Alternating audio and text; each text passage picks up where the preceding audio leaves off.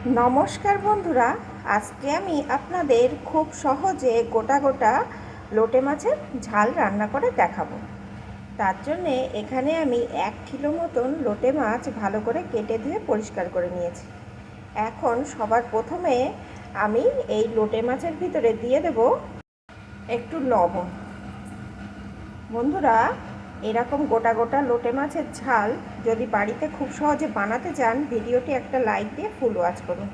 এখন লবণ দিয়ে মাছগুলো সুন্দরভাবে মাখিয়ে নেব। সুন্দরভাবে লবণ দিয়ে মাছগুলো মাখিয়ে নিয়েছি।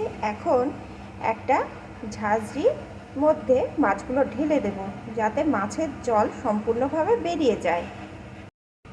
দেখুন বন্ধুরা, এখানে একটা ঝাঁঝরি বা ছিদ্র পাত্রের মধ্যে মাছগুলো আমি দিয়ে দিয়েছি, আর নিচে কিন্তু আরেকটা পাত্র রেখে দিয়েছি, যাতে জলগুলো ঝরে পাত্রের মধ্যে পড়ে যায়। এইভাবে কিছুক্ষণ থাক, তার মধ্যে আমি মশলাটা রেডি করে নিই। মশলা তৈরির জন্য এখানে একটা মিক্সিং জার নিয়ে নিয়েছি। প্রথমে দিয়ে দিচ্ছি 1 টুকরো আদা। আমি মাছের পরিমাণ মতো কিন্তু মশলাটা তৈরি করব। দিয়ে দেবো কয়েকটা কাঁচা লঙ্কা, ঝাল নিজেদের স্বাদ মতো দেবেন। দিয়ে দেবো একটা টমেটো, 4 ভাগ করে দিয়ে দিলাম। দিয়ে দেবো কয়েকটা রসুনের কোয়া। এখন সব কিছু সুন্দরভাবে পেস্ট করে নেব। মশলাটা এখানে আমি পেস্ট করে নিয়েছি, আর যে যে উপকরণ লাগছে সেগুলো রান্নার সাথে সাথে দেখিয়ে দেব। রান্নার জন্য এখানে কিন্তু আমি বেশ খানিকটা সর্ষের তেল বসিয়ে দিয়েছি। বন্ধুরা, এই রান্নাটা কিন্তু সর্ষের তেলেই করবেন রান্নার আসল স্বাদ যদি পেতে চান। সর্ষের তেলটা সুন্দরভাবে গরম করে নিয়েছি। এখন এর ভিতরে দিয়ে দেবো বড় একটা পেঁয়াজ কুচি।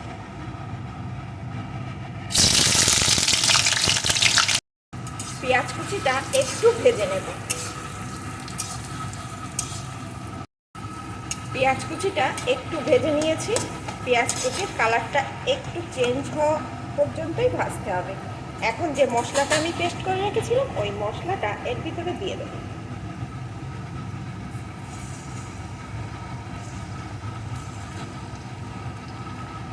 এখন পেঁয়াজ কুচির সাথে মশলাটাও বেশ কিছুক্ষণ ভেজে নেব, যেন সব কিছুর কাঁচা গন্ধটা দূর হয়ে যায়।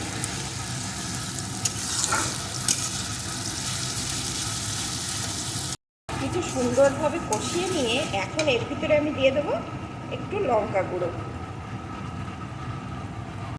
পরিমাণ মতো হলুদ গুঁড়ো, স্বাদ মতো লবণ। মাছে কিন্তু লবণ মাখানো ছিল, সেই বুঝে দিতে হবে।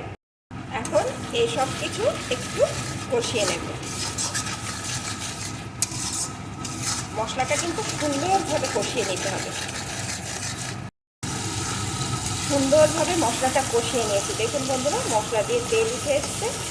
এখন জল ঝরিয়ে রাখা মাছগুলো এর ভিতরে দিয়ে দেবো।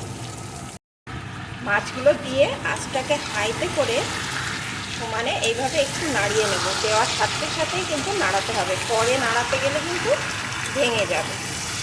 মশলার সাথে মাছগুলো নাড়িয়ে সুন্দরভাবে মাছগুলো মশলার সাথে কষিয়ে নেব।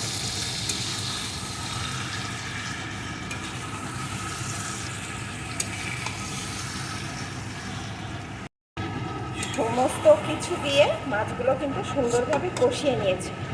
এখন আর মাছগুলো কিন্তু নাড়া দেওয়া যাবে না, হাই আছে এইভাবে হতে দেব।